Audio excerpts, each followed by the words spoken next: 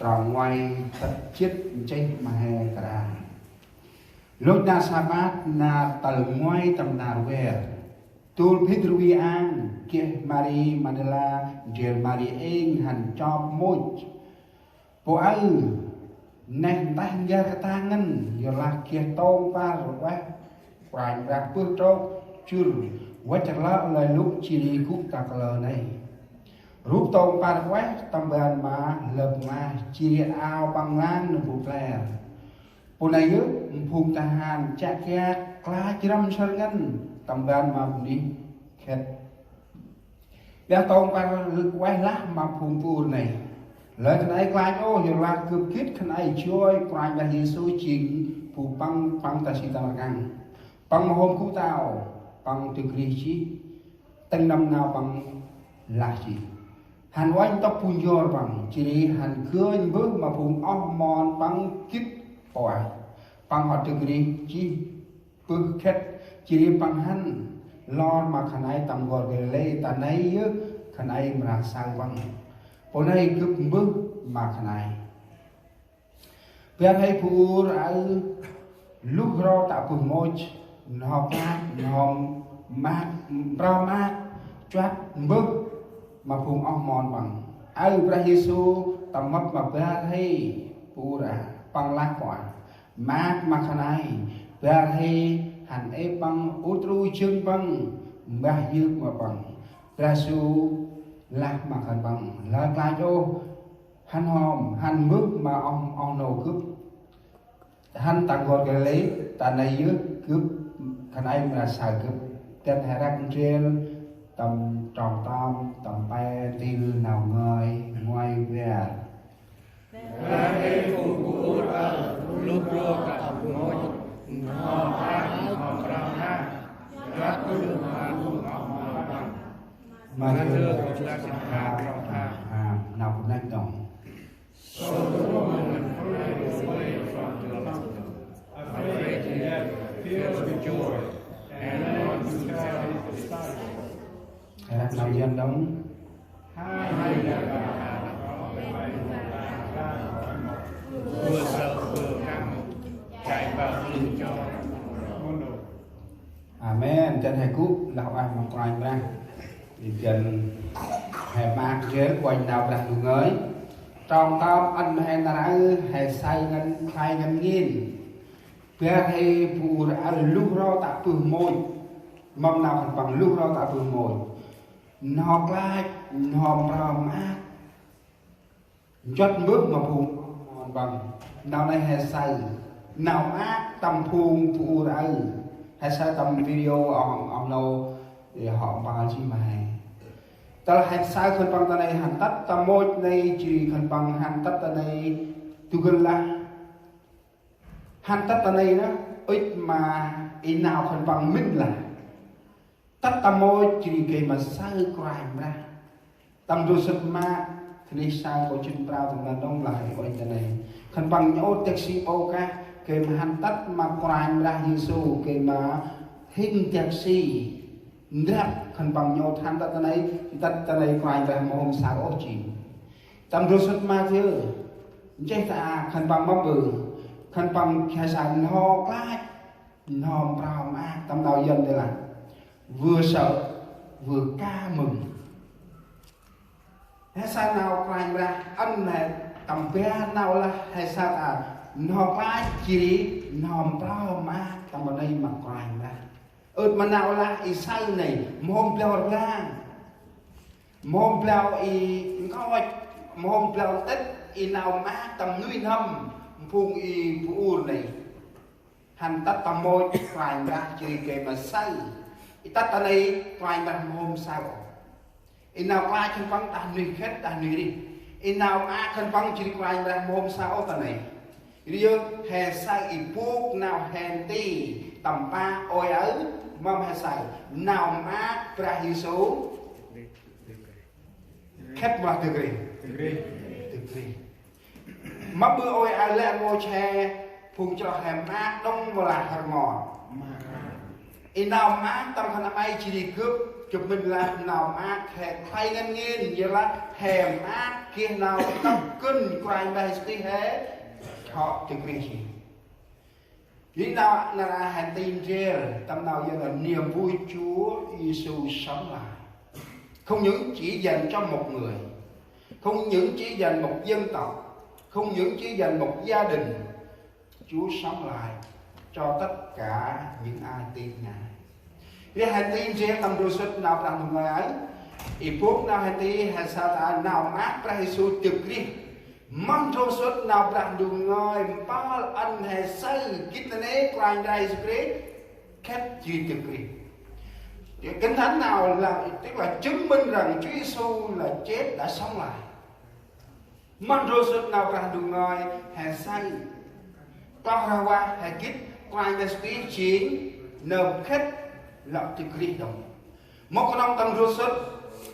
Matthew, Mark, Luca, Johann gồm một.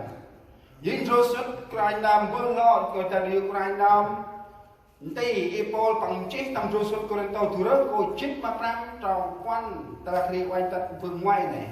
Hệ sáng nào bằng chết ta có hàng hoàng ngân. Nâng phù bằng ai stol mô bằng chết á lết. Christ Nam Spirit mô hôm cúc ta này. Được bông này chinh phục Christ Nam tí Paul bằng chết rô xuất ai chinh bằng trời kít này đấy. Ơt mà dân là chính Phaolô là người làm chứng sau cùng Chúa Giêsu đã chết sống lại. Ngày đó Giêsu đã hiền với Phaolô và kêu gọi Phaolô để rao giảng tin lành. Tâm rô xuất nào rằng đường người còn tôi thủ đó ngồi chết mà rằng trong quan hình chỉ tật bất hay sao thế này mà Christ nam thì Paul bằng là phụ tập chí bằng tay pana bằng lập bằng họ trực đi tên năm nào chê chỉ bằng tầm ba chí tầm bằng nơm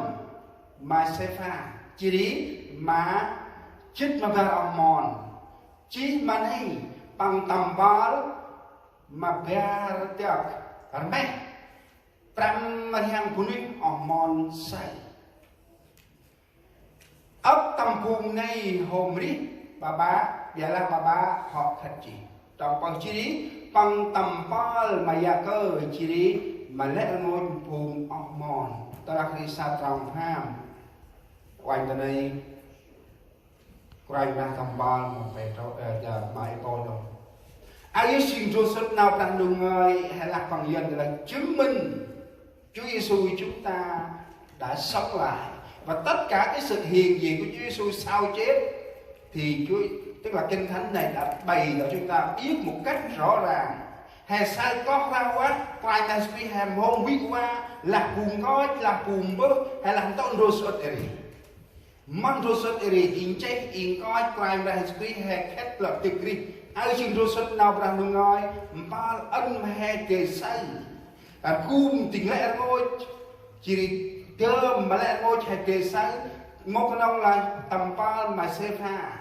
một con ông tầm ba mà chết ra ông mòn để tầm ba ông tầm tám mới hang ra mẹ phùng lẽ ngôi ông mòn say thì đi chỉ đi kia mà gia cờ gặp là tại đây mà khi tầm nằm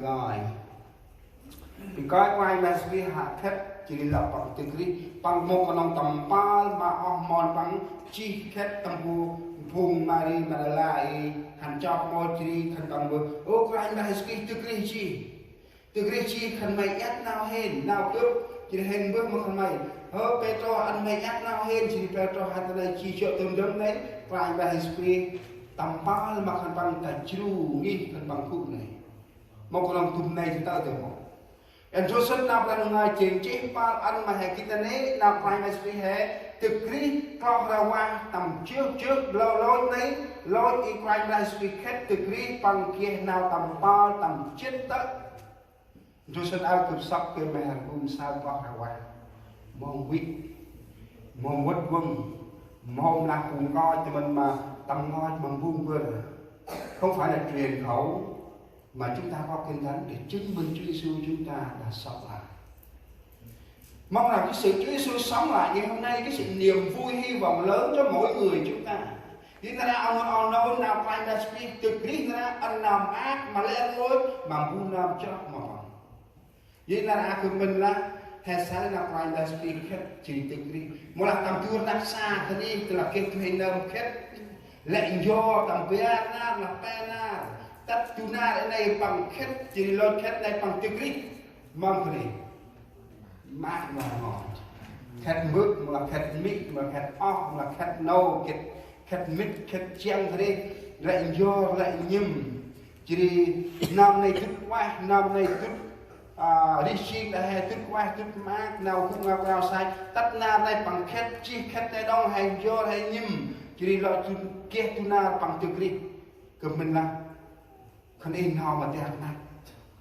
họ mà kia nào mà bự như là nơm ít cũng như này đi chỉ là ở nơi nào một con ông nào đi đây nó buồn là ở Ukraine nó suy đi là ở cái bộ Chúa Giêsu không phải chỉ ngày hôm nay mỗi năm chúng ta lễ tức là thương khó của Chúa Giêsu mỗi năm một lần nhưng Chúa Giêsu luôn sống ở mỗi người mỗi ngày trong lòng chúng ta. Ukraine suy một con ông đi tầm áp na hay rung bát à điều là tập Ukraine suy bằng chim phú nơm đi bằng như xin nơm đi họ ân mà lại ngồi mà bu nơm chắc mà còn Ukraine rằng mà ân nào đi chỉ nào khét tầm bằng mắm bự mắm rô sốt nào đấy hay là chỉ tầm rô sốt nào rằng người nào tầm bác quanh được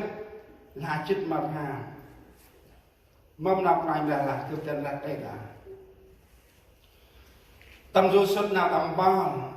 còn chích mà ngoài còn ngoài trong chích mà bất đây chích mà hà là cái áo khớp trình nơm lo lên nơm dễ thích chỉ đi nơm đi